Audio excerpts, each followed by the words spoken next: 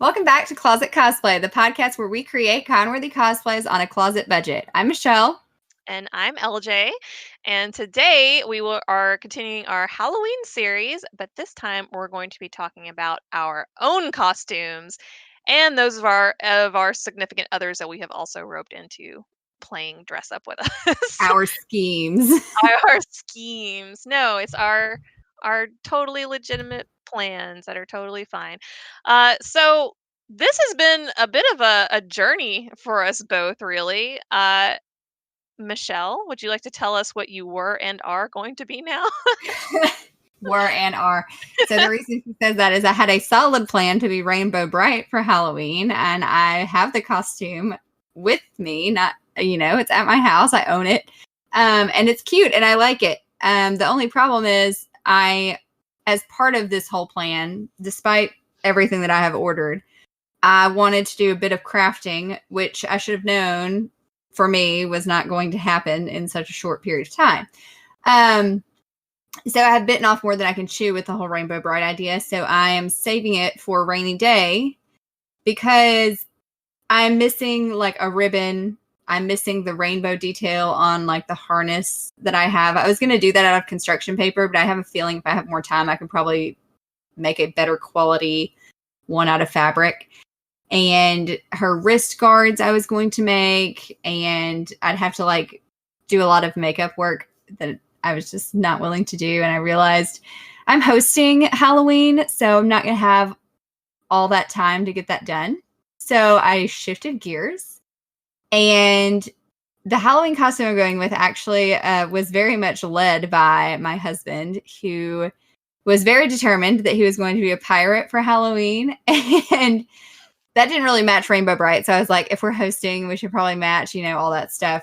So I thought about it, and I thought about what was in my closet, and I said, I can do a pirate very easily with all the Renaissance garb I have. I'll just kind of switch gears. And I thought a few key accessories would really make it. And so I'm using stuff from my closet, mainly like a Renaissance dress, scarves, corset, that kind of thing. And all I ended up purchasing was just a big pirate sword and the, pirate tricorn hat with a feather in it to go with it. So that's my new plan. And my husband has gotten just a really nice quality pirate getup because he's been wanting one since the very first Ren Fair we went to. And he's obviously going to reuse all these pieces. So he just went for it. So we're excited. Yeah, and I think it's a really good example of knowing ahead of time how much time you can actually devote to a project. And I know we've discussed like do not be afraid to switch gears. Do not fall for the sunk cost fallacy. If you have an original plan and you look at it and you've like, well, I've already like had this decision, and I've already bought a piece for it, but you're not going to have time to complete it, recognize that. And there's nothing wrong with it. You can do it later. You can always come back to it. Your rainbow dress sprite dress is not going to disappear because you don't use it for this Halloween. You can always use it later. And also, I want to say that I'm kind of glad that you're doing like a genre thing instead of a specific character, because you don't see that much anymore. People are very very rarely like, I'm a mummy, I'm a vampire, I'm a zombie. You can be a pirate. You don't have to be a specific character from a specific show or popular movie or anything like that. You can just be a pirate. Yeah, and it kind of like when Devin went that route, I was like, you know what? Like that's like we had just watched Hocus Pocus the other night, and it was like so many good costumes in Hocus Pocus that were just those general type costumes. They weren't like super specific characters. It was just a general thing. And so I thought, yeah, like this is perfect, and you don't have to worry about being recognized or not or whatever. People are going to know that's a pirate. So Exactly. It's like one of the most quintessential like costumes that people are acquainted with. So that's something to keep in mind too. If you can't figure out anything for a specific character, just go for an archetype. Be a witch, be a yeah. ghost. Oh please, I want somebody to do the whole just bed sheet with the eye holes cut in it. That would Oh my be gosh. Yeah. amazing. Yeah. Like if that person comes into the party, you're just like, oh yeah, you're the person. Like that's That's really cool. it. Yeah. You're it for me. Yeah. I would be totally down for that. Now, see, I went the complete opposite direction of generalization. And so I'm going to just put in a spoiler warning here. If you have not seen the film Midsummer, don't listen to the rest of this episode because I will have to spoil some of it to explain some of the costumes. So, spoiler warning. Here, okay, you've been warned. Here we go. Go So, watch it and then come back. Okay. yeah, okay. Well, first off, prepare yourself mentally for that movie because it is beautiful and horrifying all at the same time. And I don't mean like scary monster jump out. Very, very unsettling. But anyway, moving on. It is a beautiful film, and one of the characters in it, the main character, Danny, which is a girl, it's spelled Dani. She basically is like this. I think she's in college. Yeah, she's in college. She's like dating this guy, and like they're kind of on the rocks. And they go with like a friend of his that's from Sweden because he used to live in like this like hippie commune kind of thing up in Sweden.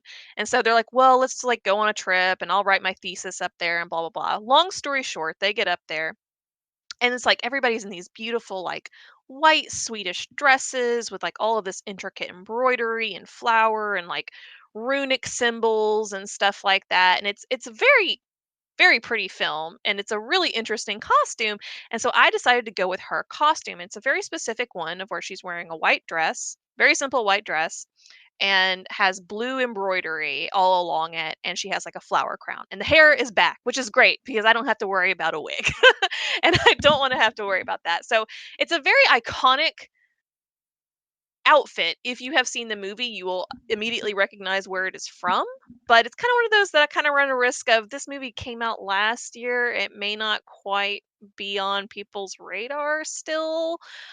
But the reason that I decided to be this character and the reason I gave a spoiler warning was because the boyfriend that she was on the rocks with, uh, he ends up being sacrificed in a hollowed out bear corpse. So my boyfriend or my husband, my now husband, decided he wanted to be a bear for Halloween. And of course, my brain went immediately to, oh my gosh, we can be from Midsummer.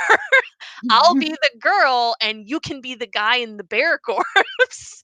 And he was perfectly normal conversations to have with Right. your significant other, right? Right. Very excited about him being in this bear corpse. So now that you guys kind of have this idea of what these outfits are, let me explain to you how difficult they were to come by. Now, the bear costume, you would assume this, I feel like deja vu with the Black Santa costume. You would assume that there would be a decent full body bear costume out there. No, doesn't exist for under like $600. Like it That just is insane. it is wild. Like, we were looking at, like, mascot sites, everything. Everything just kinda looks like a onesie. It doesn't have fur on it, doesn't have teeth, like, it's just not good. So, we looked forever and could not find anything. Like, I actually found one decent looking one on Etsy, and it was literally made by the guy who had made it for himself for a midsummer costume last year. Like, that is how specific these things you're getting, like, that just doesn't exist.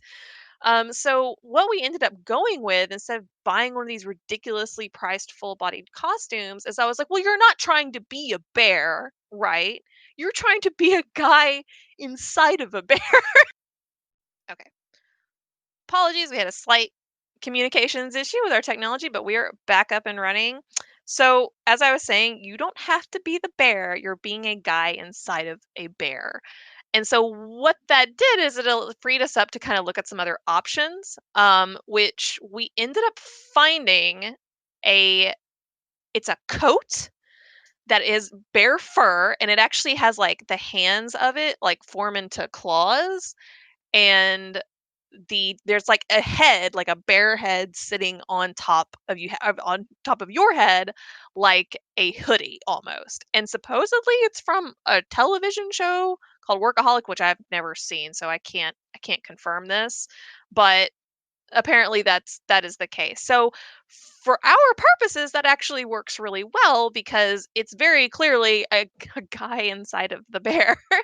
So what we're gonna do with that is like we might take some like leather and like sew up the front of it so he looks like he's more sewed up into it. So, and that wasn't cheap. Like I'm not gonna lie, that coat was 160 something odd dollars. It was not a super. So if again, it depends on your budget, but that's also basically his entire costume. Um, Now for my costume, it's actually not that difficult, but I like to make things difficult on myself. So I think I mentioned last episode something about Poshmark. I can't remember if I did or not. But anyway, I found a white dress, plain white dress, that would be perfect. Like it's the perfect shape and it's the perfect form. Like I'm here for it. $15 on Poshmark. And I get so excited. I'm like, yes, buy it instantly, in bag, done. Uh, it has been 18 days. And I know that because I counted 18 days and it still has not sent. And this is why we tell you shop early. Right. This kind of thing can and will happen to you at some point. So I managed to find after about like a week of like no response from this seller, and this isn't like eBay where you can just directly message them or anything. It's bizarre, and I don't like the site. I will probably never use Poshmark again. Um, so I went and found the same dress in 2 sizes smaller and bought it and prayed that it would fit. And luckily, it came in yesterday. I tried it on and it fits. Yay! Yay! So that's great. So, but the only thing is, it is a plain white dress. So if you look at the dress on the actual costume, it has all this beautiful blue embroidery on it. And I don't have the time or skill to do said embroidery. However, fabric paint is your friend and nobody will notice the difference because again it is a Halloween costume. So my plan is to just do blue fabric paint on this dress. And actually you would be really surprised how often that is used in movies. In fact, the iconic black and white striped dress from Sleepy Hollow, that most people would know if you see it, they one of the things is that they talked about trying to recreate that dress is they couldn't find fabric with those kinds of stripes on it, and the stripes on the fabric in that movie are actually just painted on. So there's a lot of times that that's what they do in real life. So if you don't have time for a specific kind of fabric or a pattern, do not feel bad about using fabric paint. And I will tell you this too, some fabric paints require you to set them with heat. So be very careful and apparent if you do that, if you decide to go a fabric paint route to see if it requires setting because you don't want it to wash out. And make sure it's not washable fabric paint because then you're really screwed. So that's my tips on that. And then she wears a flower crown. And honestly, flower crowns are simple. There's like 1,000 of them on Amazon, and that's what I'm doing. I actually ordered two because I'm just going to layer them on top of each other because the flower crowns in the movie are very large, like they're pretty bulky and they're mostly greenery as to opposed to flowers. So I ordered like a nice greenery one and then another one that had like yellow flowers in it so that I can kind of like intertwine them together. And then I'm going to put some fake blood on my on my face because the poster for the movie is of her in that outfit and she's like crying but she's got like this blood mark down her face. And I also get to wear flat shoes with this outfit, so I'm super hype. Flat shoes and no wig. There you go. Comfortable. Cosplayer's dream. Pretty much. And I actually think I might take this outfit to con if the embroidery turns out well on it because I think it would be a nice con outfit. I will. I do have one note about my failed Rainbow Bright cosplay for now. Is Let's hear it. that the whole inspiration behind it was that it's this jumper dress, basically. It's like an overall type dress that I have been wanting for a while now because I was like, oh, it's such a versatile piece. And I already had two other ideas for cosplays I could do with that same piece. So I'm still pretty excited about owning it. And I bought like a plain white collared t-shirt, which if we'll recall in one episode took us forever to find. I ordered one because I was like, I can use this for lots of things, I imagine. So I'm not mad at the stuff I ordered. I can definitely use it. And it's not a failed cosplay. It's a temporarily delayed. Suspended. Yeah, it's suspended. Indefinite suspension. Yeah, exactly. Because when's the next con we're going to? We don't Oh, we know. have no clue. Still, everything is completely up in the air, and hopefully that'll get worked out at some point. But have we're still doing Halloween, but we're gonna Yep. keep it a nice small amount. We promise, all within the guidelines, and hopefully everybody else has a safe Halloween. But we have one more episode coming up after this that will be some last minute ideas. And we mean last minute because it's coming out the week of Halloween. So, Yes. and it is going to be designed with the idea of like, hopefully you can pull this stuff off with stuff in your house. So, but I feel like I already teased one of them with the white sheet and the two two holes for That's eyes. true. Like, That's I true. wasn't planning on that, but I'm sitting here going, that would be a brilliant one. Like, Yes. that would be it. But Easy. stay tuned for that upcoming episode, just in case you haven't turned anything else up. And I believe that's it. Other than we got to plug the form. Yes. If you have a suggestion for us, you can go onto our Facebook page, Closet Cosplay Podcast. Click the contact us button in the top right hand corner, and it will lead you directly to our contact page, which is our suggestion form.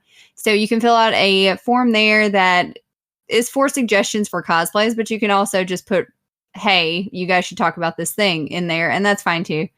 You guys can also email us at closetcosplaypodcast@gmail.com about anything. We typically answer back eventually. So reach out to us, and that's it for us this time. And we will catch you on the next one right before Halloween. Woo! Bye. Bye.